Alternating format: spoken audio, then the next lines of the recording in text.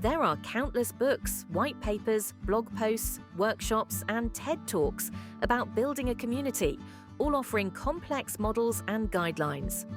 A strong and cohesive community is pretty simple. It's just bringing together people with similar interests and challenges to learn, connect, and serve for the good of themselves and others. Communities that make a difference understand the chances one gives are just as important as the chances one takes. That's why CEO.com clubs exist, to give and take chances on ourselves and others. CEO.com clubs are exclusive, invite-only communities that connect visionary leaders based on specific challenges, industry focus, and leadership goals. We do this in various ways, including providing a private social network for community members only, highly curated leadership events, access to our member directory, and, well, you get the idea. You can learn all about the array of benefits at ceo.com/clubs. More than anything, what CEO.com clubs uniquely do better than anyone else is bringing leaders with similar interests and challenges together to ask each other the following two questions. How can I help you? And how can we give a chance to someone else? If you're a leader in a specific industry who wants to give and take chances on yourself and others, CEO.com has a club for you. Life is more gratifying and full of purpose when you become someone who gives as many chances as you take. So we definitely had to make a lot of tweaks to the platform. I think one of the biggest ones is we went from being a mobile application to really being primarily focused on a web application. And so that's where the majority of people were like getting their job done in having to send a large amount of gifts. And so our focus went from, initially taking what we had built in a mobile version and basically just putting it onto the web. So at the end of the day, the people who are using our products are still just shoppers. They're still consumers who are looking for the best gifts to send to their employees. And we need to make it super easy, reduce the number of clicks. They have to find things that they want.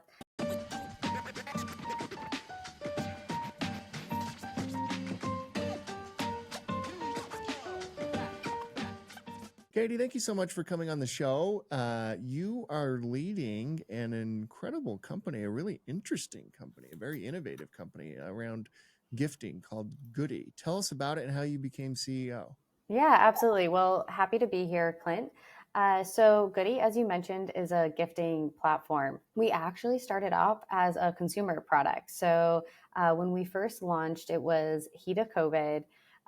People weren't really seeing each other. They weren't traveling, but still wanted to celebrate friends and family, and didn't have a very good way to do that without ruining a surprise of where are you right now? Can you share the address with me? Sometimes even like getting it wrong. And so food is sitting on the porch, or potentially like they have allergies you don't know about. So that's really the idea and concept of where Goody is born out of. And we started as this mobile application that individuals could use to gift friends and family.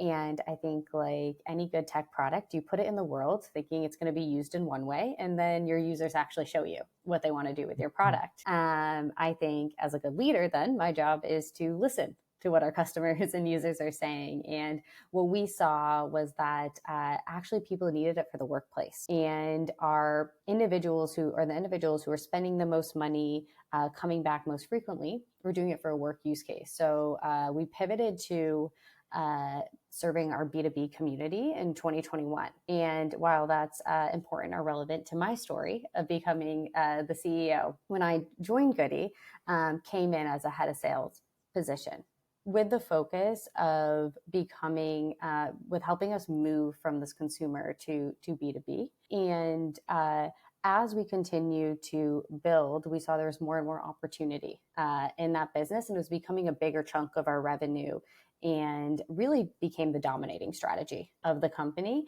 And so as the vision began to change, the current CEO realized this is no longer where he's best fit, not looking to continue to grow the day-to-day in the same way, still involved, is on our board, but we started to look for the next CEO. And in that process, it landed on me. So I often joke it escalated quickly from head of sales to CEO, but I've been leading it since 2022, where we've had this focus on building a platform for business and for individuals to help gift their employees, sales prospects, clients, etc. How's it going? Like, since you've made that shift, what have you noticed? What have you learned? And have you made any tweaks to the platform? Yeah, so it's going well. And we're continuing to see big growth year over year. We're about to go into our busy season, which is always very exciting. So we definitely had to make a lot of tweaks to the platform. I think one of the biggest ones is we went from being a mobile application to really being primarily focused on a web application. And so that's where the majority of people were like getting their job done in having to send a large amount of gifts. And so our focus went from, initially taking what we had built in a mobile version and basically just putting it onto the web. So some fields. And then over the last couple of years, it's becoming more and more robust to include integrations and automations and more settings and things like SSO and all of those features and functionalities that you need to win enterprise customers. But I will say the thing that has continued to stay the same, and I think what differentiates us from potentially other platforms out there, is that we still have our consumer bones. So at the end of the day, the people who are using our products are still just shoppers. They're still consumers who are looking for the best gifts to send to their employees. And we need to make it super easy, reduce the number of clicks. They have to find things that they want, the items that are, tracking them on their social media platforms outside of work. So while we've continued to have to build the more robust business side, end of the day, it's still just people using our product. Yeah. That's really cool. And you got the biggest gift season of all coming up, the holiday Yes. here. How are you preparing for that? How are you thinking about that? And then this is kind of a question from left field. Like, have you ever thought about doing like the Secret Santa type stuff for companies and things like that? Because that could be an interesting, market to tap into as well. Yeah, absolutely. So, really interesting on how we prepare. I would say there's like the way I think of our calendar, it's kind of funny. It's like kind of maybe February through July is we're a little bit quieter. We can do some of that work that we put off. The rest of the year, it's all about preparing for the holiday season. I'm sure you've had some other CEOs on before. Who've run seasonal businesses, but so much of your year in the planning goes to being ready in those few months. So right now it's a lot of looking at our tech stacks on the engineering side. We're every day doing scaling tests, like when will the site break? How do we have to ensure on the backside we have the right infrastructure set up? On CX, you can think about, well, what kind of hiring do we need to do? How do we ensure that we have the right workforce in place? Maybe not as extreme as Macy's hiring on the retail side during, the holidays, but it's similar in a sense, if you can think about it, that we need to make sure our staffing and technology is beefed up for a busy season, which does look different than July. Yeah. And then on the other side, I would say it's all about ensuring that we have the most optimized funnel that we can go in with. So at any given time, you can be on our site and we're running different experiments and constantly looking at what's winning, what's losing, implementing the winning strategy, and then revisiting where, an experiment lost, why did it lose, and what else could we do to improve it? Yeah. The reason why I asked the Secret Santa thing, a buddy of mine started Reddit Gifts, which became like this huge like gift exchange, and it all happened on Reddit. I'm not entirely sure how it worked or how we figured out like the logistics of it, but it seemed like they were like actually exchanging each other's address to each other, like they're strangers, and shipping, stuff. I don't know how that worked or how, but it seemed like that's what they were doing. And they put like a limit, like a 2025. Anyways, it was huge. Like Bill Gates did it. All the celebrities did. Like it became like this huge thing. There's nothing like that anymore. That's been shut down by Reddit. So you could totally use our product to do that today, because you could just generate a gift link and then send that person. So you could leverage our product in that way or for that use case. And I think that would be one of those fun examples of maybe we didn't intentionally build a Secret Santa app, but you could absolutely do that today. And sometimes with some of the companies we work with, it's really fun. They'll come to us with like, oh, we want to do this holiday season, or these are our themes. Like, can you help us achieve it? And usually the answer is yes. Oh, that's awesome. Yeah. What does a typical day look like for you? Yeah, I would say a lot of meetings.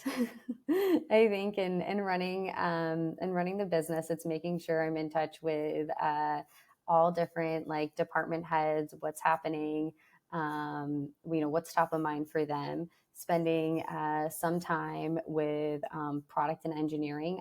I love that part of it. I really love product. I love spending time talking about like what's the vision, what's the next iteration, where are people getting stuck.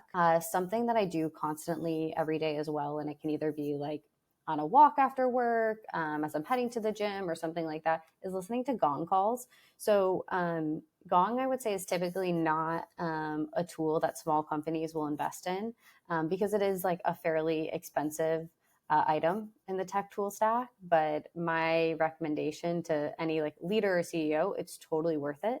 I love listening to customer calls, learn a ton of information. It's super easy, like having the recording, having the ability. They have a lot of great tools for like themes, like searching recordings, etc.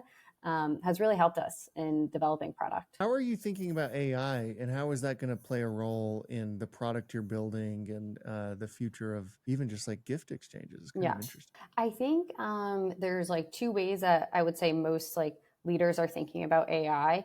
And the first one being how does AI help me run a more efficient business? And I think that's like one of the biggest focuses of looking for the right tools. So for us, for example, in getting ready for the holiday season, we implemented this amazing new CX tool called Sienna.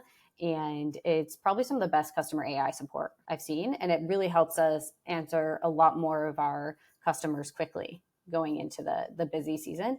And then the second one is where does it make sense in the product, which I think does take a lot more thought because I definitely don't want to be in the game of when I have limited resources of just putting like vanity features in to say, oh, we're like AI gifting. I think generally the baseline for any sort of shopping will include AI because people are going to look for personalized experiences and recommendations. So I think that's the area that we'll invest in our own marketplace. And we will hopefully, we're going to work to be the best out of it. But generally, I think any sort of e-commerce site is going to need to have that. Yeah. And then also things like helping you write your gift message. I think those are some of those obvious places that people think about. How do you decide what products you put on the platform for people to gift? Like, how do you decide that? Yeah. So we look at a lot of what's trending. We love being able to highlight businesses that have values that align with ours and align with the companies who are using us. So whether that's women founded, BIPOC owned, US made, we look for those types of companies that we can really highlight in our catalog. I would say the interesting thing in what we're creating means we have to have an everything store that I often describe. Because if you're talking about an employee sending out a gift to 10,000 people, I need to make sure every single one of those 10,000 people is going to find something within our marketplace, within a certain price point too. Not just like generally, yeah, there's something on their like, but let's say within a $50 that they like, that speaks to them. So the challenge becomes is how do you build an everything store without it feeling like an everything store? And I think that goes back to the merchandising and how you can leverage AI to surface the right products to the right people at the right time. Yeah, that's really interesting. What have you learned about leadership since stepping into the CEO role, going from the sales role to like the CEO role?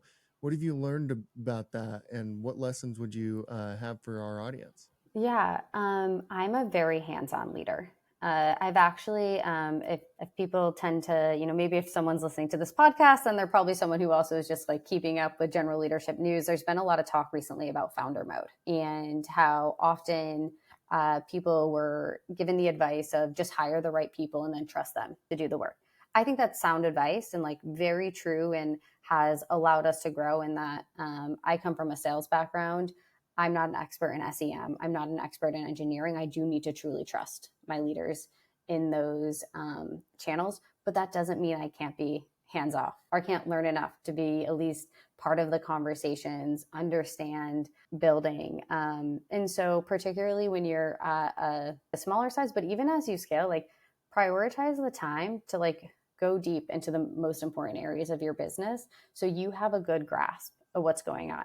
I think that goes back to me wanting to listen to customer calls really regularly. Like I need to understand our customer sentiment and be continue to like have customer centrality as a main pillar of this business. If for us to hit our goals. Yeah, that makes a ton of sense. What do you do for fun? How do you decompress? Yeah, I often say like the reason I work hard or my motivation is probably for that decompress side of spending time with my friends and family. So I love to throw a dinner party. I love to cook. I love to like throw a large party. I just really I would say I'm just prioritizing spending time with my friends and family. And I hope to be rich and successful so I can bring them on vacations with me and throw these big lavish parties because I do really just enjoy spending time with everyone and having fun. Oh, that's incredible. Yeah. As CEO, like, how are you thinking about the current macroeconomic environment, the various, trends that we're seeing, inflation, all that type of stuff? And I know that's kind of like a broad question, but is that affecting your business at all? And what are you thinking as you look to 2025, how, that environment might change? Yeah. So I will say that I don't think it's impacted us necessarily, because something that we've really focused on doing since early days is trying to build a very agnostic product. And why that matters is when I think back to, let's say, 22 to 23, tech was having a really hard time. So you could imagine like employee onboarding is going down, holiday gifts, the spend isn't as much, right? Like in 2021, companies had budgets for their holiday gifts that were just insane. Like we were building very cool boxes that went away over the last few years. And, for us, that meant, okay, fine, we're going to focus on like accounting firms and legal firms and other agencies that are not getting as hit by this change in the economy. So I would say that's something that we're constantly looking at, is like what sectors are doing well and how do we ensure that we can service them as a way to stay resilient when particular ones are getting hit. On a like larger macro level of inflation, that's tough, but people are still spending. Mm-hmm. So it's hard. It's hopefully they continue to do when the reports come out and all of a sudden the stocks will drop and things get a little bearish. It makes me nervous, but then they keep going back up. And people, they're continuing to spend. It's a lot easier to spend a corporate card than your personal card as well. For sure. Yeah. That makes all the sense in the world. Finally, we end every interview with this question. We believe at CEO.com that the chances one gives is just as important as the chances one takes. Mm-hmm. When you hear that, who gave you a chance to get you to where you are today? Yeah, I would say I've been super fortunate with a lot of great leadership and managers along the way, particularly at my stint at Dropbox. So one person I'd call out, Kate Taylor. She's now global head of recruiting over at Notion. Really was like one of my first great leaders who gave me that chance in joining Dropbox. From there, I moved over and was under Yamini for a while, who's now the CEO of HubSpot. And having that opportunity, I think particularly to work under very strong female leaders, not only showed me okay, where can I go? Because I think that's also becomes really important, especially when you're younger, is to see yourself or to see other people in places that you want to be. But I then think particularly what was so awesome about working under them is that they created space and opportunity for people to stretch into roles and learn. So I'd give a shout out to those two. That's incredible. Yeah. Katy, thank you so much for coming on. Seriously, I love what you're doing. Everybody check it out. It's on goody.com. I think it's incredible. Yeah. I think it's very interesting way for companies and leaders to give to each other. It's awesome. Thank you so much. Yeah, absolutely. Thank you, Clint.